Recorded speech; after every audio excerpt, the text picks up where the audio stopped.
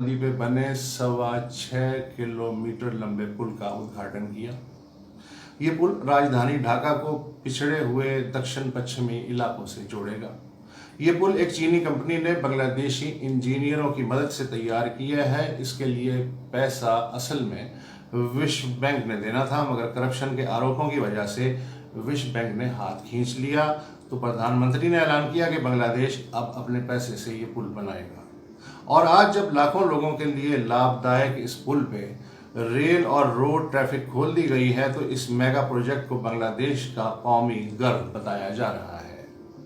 मैं कामयाबी की ये दास्तान इसलिए सुना रहा हूं कि मेरे बचपन तक बांग्लादेश पूर्वी पाकिस्तान के नाम से जाना जाता था। देश के पश्चिमी हिस्से में ये कहानी सुनाई जाती थी कि भूखे बंगालियों को सिवाय अपनी गरीबी पे रोने धोने के कोई काम नहीं और हम ही उन्हें पाल रहे हैं।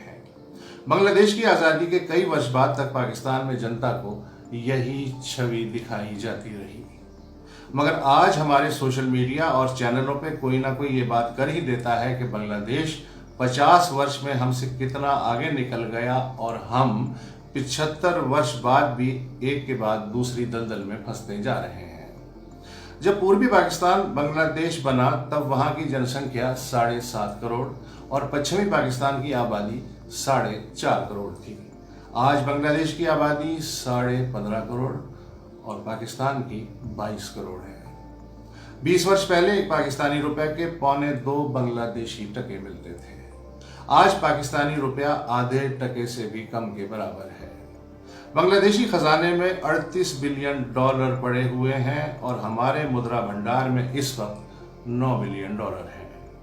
बांग्लादेश को वर्ल्ड बैंक ने नकारा तो उसने अपने पैसे से पद्मा पुल बना के दिखा दिया और हम आज इस बात पे खुशी से फूले नहीं समा रहे कि IMF ने 1 बिलियन डॉलर कर्जा देने के लिए गर्दन हिला दी है।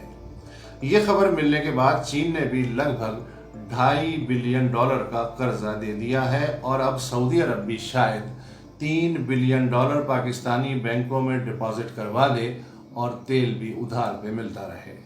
और जब ये सब हो जाए तो हम भी फख्र से कह सकें कि देखो हमारे मुद्रा भंडार में भी अब लगभग 15 बिलियन डॉलर आ गए हैं।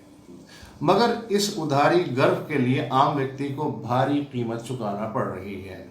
तेल की कीमतों में मुसलसल बढ़ोतरी और डॉलर के सामने रुपए की गिरती हुई साख ने महंगाई का तूफान पैदा कर दिया है।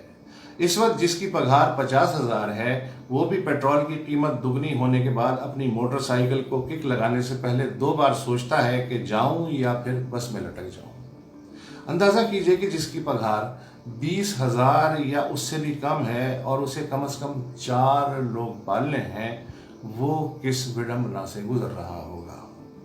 इस आर्थिक स्थिति की वजह से अब पहली बार ये सवाल खुलेआम पूछा जाने लगा है कि आखिर इस देश का मालिक कौन है। सेना, नौकरशाही, न्याय तंत्र और प्रोफेशनल नेताओं का गठजोड़ या फिर 22 में से बाकी 21 करोड़ 50 लाख लोग। अगर 21 करोड़ 50 लाख लोग ही असल मालिक हैं तो फिर पार्लियामेंट में 90% से ज्यादा प्रतिनिधि कुलीन वर्ग के क्यों हैं और यही 21 करोड़ हर बार उन्हें ही क्यों चुनते हैं।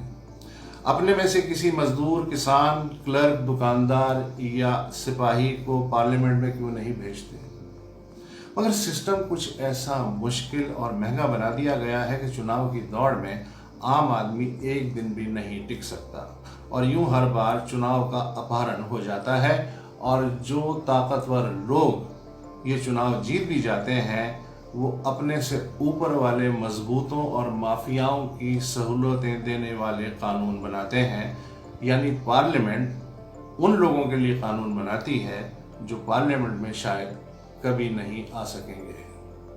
पर क्या करें, अगर ये सब खुल्लम खुल्ला कहा जाए तो कहीं ना कहीं से आवाज आ जाती है, देखो ये है लोकतंत्र का दुश्मन बिकाऊ पत्रकार। लोकतंत्र के गधे पे लगातार सवारी कौन कर रहा है। इसे छोड़ दो, बाकी हर विषय पे बात करो, कोई दिक्कत नहीं है।